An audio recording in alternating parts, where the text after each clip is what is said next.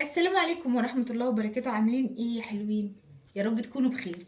النهاردة بقى هعمل لكم بسكوت، لا وده مش اي بسكوت، ده بسكوت من اختراعي انا، فهنجرب نعمله معاكم. وطبعا زي ما بيقولوا مش كل من نفخ اتطبخت، فايه، يا ريت تعملوا الوصفة زي ما هي. دي الوصفة بالذات اللي مش هسمح بأي حد يحط فيها اي وصفة زيادة. ليه؟ اسألوني ليه؟ سألتوني ليه؟ تمام، عشان ده بسكوت اختراعي انا، اختراع نادية. بسكوت ناني. اختراع نادية. ما بقول لك ناني اهو. ايوه ناني. ايوه حلو، انا هعمل بسكوت واسميه ناني فعلا، يبقى ده بسكوت ناني.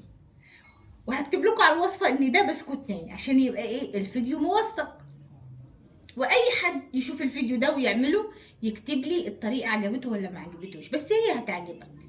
ما تكونش انت فاشل وتعملها غلط وتيجي تقول ما عجبتنيش، مش مسموح.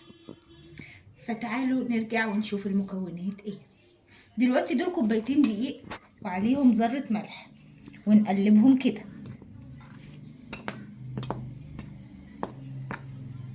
وهناخد عليهم معلقه كبيره، لا مش كبيره، صغيره، بيكنج باودر. واحد يتفلزك ويروح يحط لي معلقه كبيره هيطلع معاك مر يا خفيف، ماشي. ونقلب. ليه هو اللي هيعملها واحد ولا واحدة؟ ايا يكن يا مامتي عادي. ايوه. المساواه. أيوة. بس فاحنا هنقلب كده.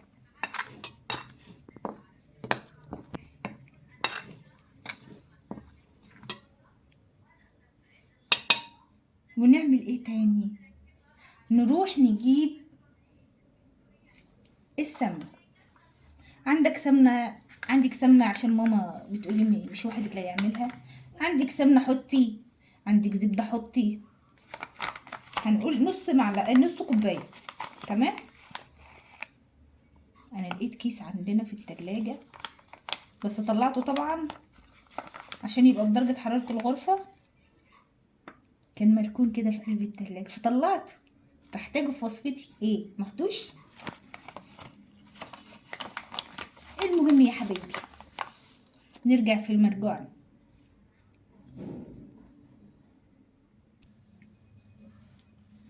بعد ما حطينا السمنة نقلب نقلب نقلب. احنا لسه هنقلب بالمعلقة، خلي البساط احمدي. ماشي يا شيف ضرب. لا يا مامتي مش عموما الدرجات. انا مستنية دوق واشوف النتيجة. ونقلب كده بقى بايدينا. وانا هقول بجد، لو طلعت مش حلوة هقول مش حلوة. ماشي يا ماما، اساسا انا ما بعملش حاجة مش حلوة. الجميل المقطقط دايما يعمل حاجة جميلة مقطقطة. ونفركها جامد كده. ده انا بتحايل عليك تعملها بقالي سنة، اسبوع. هو في ايه يا حاجة ماما؟ بلح عليك. هو في ايه؟ اخيرا. لا انا لازما الشعاع يجي كده. انا مش بشتغل اي حاجة، لازما اللي هو مزاج عشان تطلع بفن.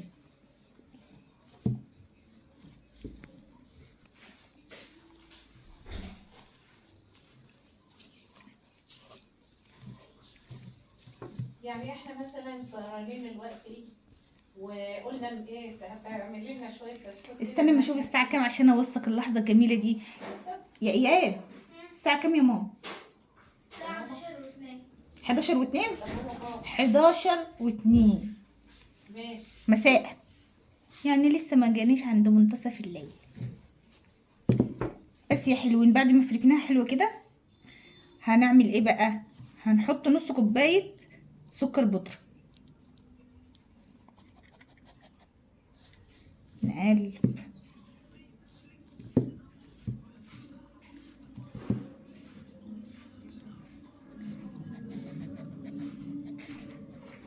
انا كنت فاكره المكونات هتطلع صغننه، جبت حاجه صغننه اعجن فيها. تفتكر ان انا اروح اغيرها؟ اغيرها. طيب شويه وهرجع لكم تاني. ورجعنا تاني بعد ما غيرنا الطبق الجميل ده وجبنا دي نعجن فيها من فتقه دي متاح. المهم يا حبيبي، اخر حاجه حطيناها ايه؟ اخر حاجه حطيناها ايه؟ لا لا مش صحيين معايا. اخر حاجه حطيناها ايه؟ السكر البودره. نعمل ايه؟ نحط بقى ايه؟ جوز هند. وما ادراك من جوز الهند. نحط قد ايه؟ قد معلقتين كده ونقلب.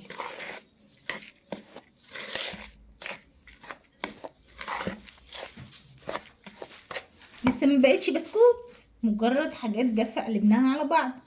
ما تقلقوش. نركن دي على جنب ونجيب طبق كان فيه دقيق بس حطيناه. المهم نجيب البيضتين الحلوين دول، هنحتاج بس مؤقتا بيضه منهم. عملنا ايه؟ فضينا البيض وهنجيب كيس فانيليا. ايه دي حبيبي؟ بصور فيديو على فكره، صوتك طلع ايه.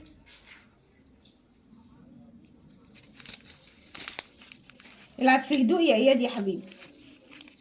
ماشي يا ماما؟ حاضر. ايوه كده. نحط كيس الفانيليا واضربها ضربا مبرحا، زي ما في ناس في حياتي عايزه اضربها ضربا مبرحا، بس ولا للاسف الفرصه يعني ايه مش سايعاني دلوقتي. ربما لاحقا، ربما لاحقا. ومش هنقول بقى بما ان الوشوش سودة وقصص الحب مش عارفه ايه، لا وهيعيش وحده. ليه يعيش وحده يا حبيبي؟ روحوا افقعهم، افقع مرارتهم يا غالي. ليه تعيش وحدك وتكتئب؟ او اعمل بسكوت نادي برضه، هيكون حاجه جميله. وبالنسبه انا ما احبش انا احب الناس الحلوين اللي بتتابعني هي اللي تعمل البسكوت ده ويطلع حلو معاهم ان شاء الله. ولكن الناس الوحشين لو جم يعملوا البسكوت هيطلع وحش معاكم. ليه؟ اسالوني ليه. لعنه الفراعنه يا بابا منك له. تمام؟ لعنه الفراعنه زي ما في لعنه الفراعنه في لعنه ناديه كده ان شاء الله. وكل واحد عارف نفسه. الفيديو ده فيه ايه معاني مكنونه كده. كل لبيبة بالإشارة يفهموا. مش لبيب قوي بس هو هيفهم. المهم نرب البيض كده ربا جميلا، ونجيب الدقيق بتاعنا الجميل الحلو هنحط فيه البيضة الجميلة دي بعد ما اتضربت ونقلب.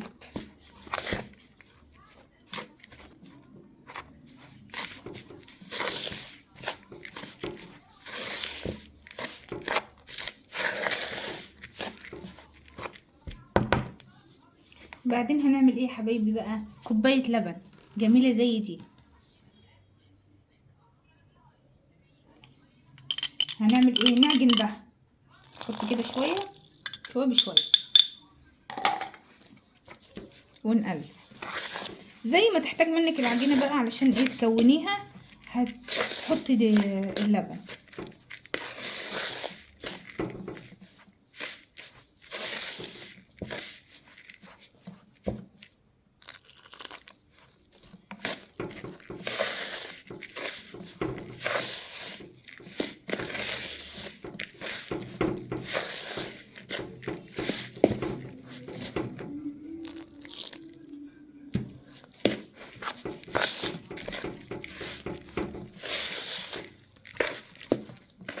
هعجنها بقى لغايه ما تبقى ايه كلها مع بعضها وارجع لكم تاني. ودلوقتي بعد ما خلصنا العجينه عجن وحطينا فيها كل الطاقه السلبيه، يعني دي عجينه بالطاقه السلبيه. شفتوا؟ وارجع تاني واقول لكم ده بسكوت ناديه. اي حد هيعمله غلط ويكتب له ان هو غلط يبقى انت جايفه يا حبيبتي، ما تبعتيش النظام بالظبط. تمام؟ تعمليليش بقى تحطي قرنين كده وتبقي شعاع وتعمليهم من نفسك وتيجي تقولي يعني تزودي. طبعا كلهم شطار، ما فيش حد فيهم لا في بعض منهم انا عارفاهم، انت مش عارفاهم. انت مش عارفه حاجه، انا عارفه مين اللي بيتابعني يا مامتي، شاطر ولا خايب. انت حاطه الطاقه السلبيه، المفروض الطاقه الايجابيه. لا كله بيعمل بالطاقه الايجابيه، انا عندي شويه سلبيه اسيبهم. مختلفه يعني. ايوه طبعا لازم نحن نختلف عن الاخرون. طيب المهم ماما انت بتدخلي كده في حوارات بتقطعي حبل افكاري لو سمحتي. طيب نرجع تاني يا حلوين. وبرضو معانا الوحشين اللي بيسمعونا، انا شايفاكم. شايفاكم يا وحشين، بس مش مهم. الفيديو للجميع. هنعمل ايه بقى دلوقتي؟ ادي البسكوت الجميل بتاع نادية زي ما قلت لكم.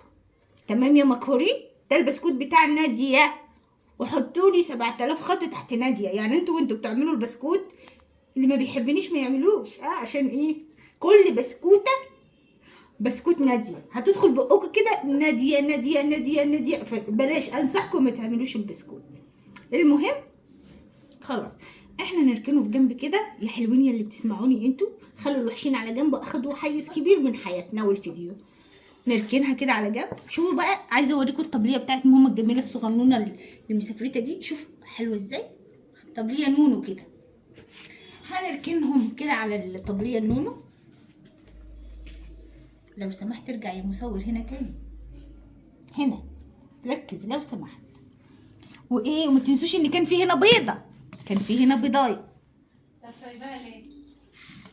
تاني ماما برضو بتتدخلي في الفيديو تقطعي حبل تاني يا ماما تاني. ومع ذلك هرد على سؤالك يا ابني. هنجيب البضايه ديت علشان طبعا ندهن بيها وش البسكوت. ما هو البسكوت لازم يكون بوش زي الناس وموشين. مش عايزه اتكلم انا كتير يا جماعه والله. هتجيبي بالصفار. طب البياض هتوديك فين؟ لا ما عنديش حاجه ارميها، كله حبيبتي بيض على صفار مع بعض. ما عنديش انا الكلام ده.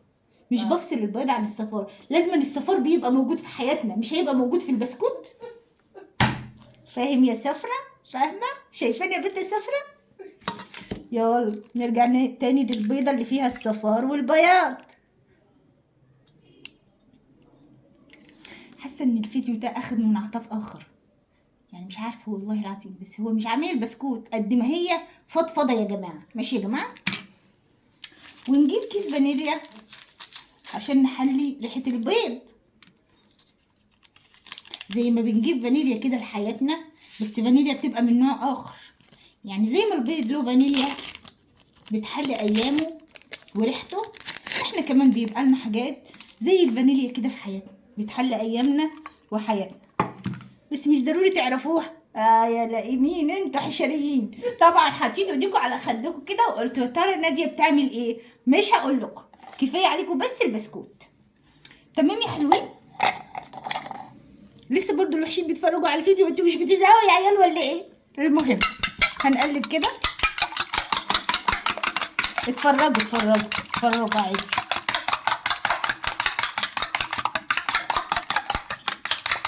ربناها كويس. برضو هنرجع نركنها على جنب بسفرها بسفرها. ونعمل ايه؟ نروح نجيب بقى ايه الحاجة اللي هنعمل فيها البسكوت وندخله الفرن نشويه زي ما انا عايزه اشوي ناس كتيره كده برضو وحشين. تمام يا حبايبي؟ لحظه وارجع لكم تاني. ولعت الفرن يا مامتي هولعه بشكل البسكوت. يعني تاني برضو بتتدخل في الفيديو. ما تيجي تعمل الفيديو بدالي يا ابني. تعالى يا حبيبي تعالى تعالى يا حبيبي. اطلع اقول لك والله ما انا شغال. المهم يا حبيبي سيبكم من ماما اللي كل شويه تقطع حبل افكاري. لو سمحتي يا مامتي، عشان انت بعد كده هتعملي ايه. في ناس كده مش عايزين نقول اسمائهم معانا في حياتنا، هيعملوا لنا شاي. الناس دي بقى هتعمل الشاي وياكلوا البسكوت. تمام؟ مش عايزين نقول اسمائهم عشان هم ناس حافظين شويه، حافظين وايه وقفشين، فاحنا مش عايزين حد يقفش علينا. لو سمحت يا مسور، في حاجه من اللي انا بنقوله ده غلط؟ مفيش غلط؟ تمام. اقفل يا مسور. ورجعنا تاني على الطبليه وجبنا حته من العجين. نسيت قبل ما نبدا، طبعا لازم الواحد يدلع نفسه. مش بعد المجهود ده طبعا هاكل بسكوت وكل حاجه، بس لا لا لا لا، انا لازم اكون سبيشال في كل حاجه. ازاي؟ برضه حد يسالني؟ لا ما تسالونيش، انا هجاوب. الشيبسي الجميل ده بعد ما اخلص ان شاء الله اقعد بقى اتسلى واشوف مجهوداتي واحنا بننشر الفيديو كده، اتسلى فيه. طبعا لازما كده، لازما الواحد يدلع نفسه. هنركنه كده في جنب دلوقتي، مش عايزينه، ونرجع نعمل العجينة الجميلة دي. نبططها كده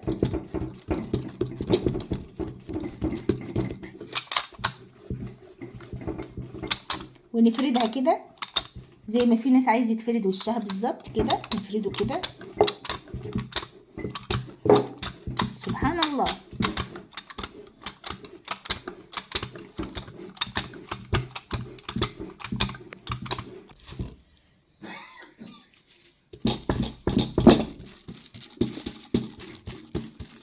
شايفين الدقة في العمل؟ أهم حاجة الدقة في العمل دي.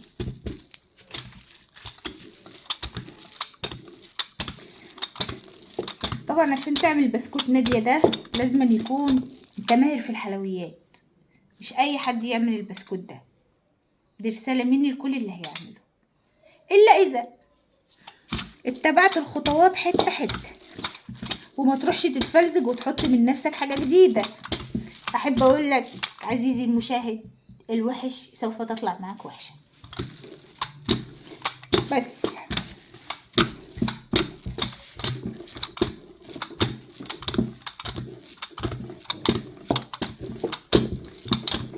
انا كنت يعني كل حاجة بحب تطلع معايا مميزة.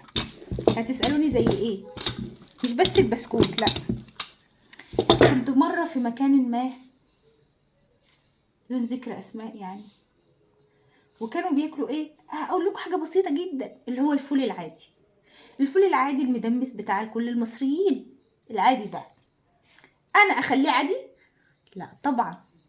عملت له خلطة، وخلطة 100 وطبعا دي كانت خلطة جديدة من نوعها في المكان اللي انا كنت فيه ده، وعملتها وعجبت ناس كتير اكلوا منها ودوها. وللأسف الوصفة اتنسبت للناس اللي انا كنت عندهم دول. فانا احب اقول برضو رسالة في الفيديو، الفول كان نادية اللي عاملاه، اسميه ايه؟ فول نادية. تمام يا حبايبي؟ تمام. عشان حاجة بسيطة اهي زي الفول خليت منها طعم الناس بتتحكى بيه، مش الناس كلها طبعا، الناس اللي دقوا منه. فكده بقى يا حبايبي فردنا العجينة زي ما انتوا شايفين كده، يعني يكون السمك بتاعها ده نص سنتي. وهنجيب اي قطاعة عندكم بقى ونقطع البسكوت كده كده. هشيلها قدامكم تبقى البسكوتة كده جميلة كده. هعمل الكمية كلها بقى وارجع لكم ونشوف هنعمل ايه.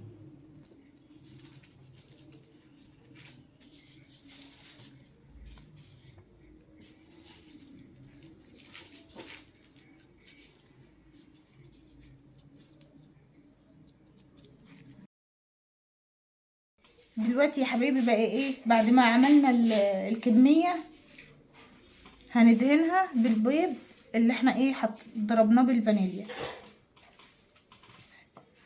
هندهنه كله كده،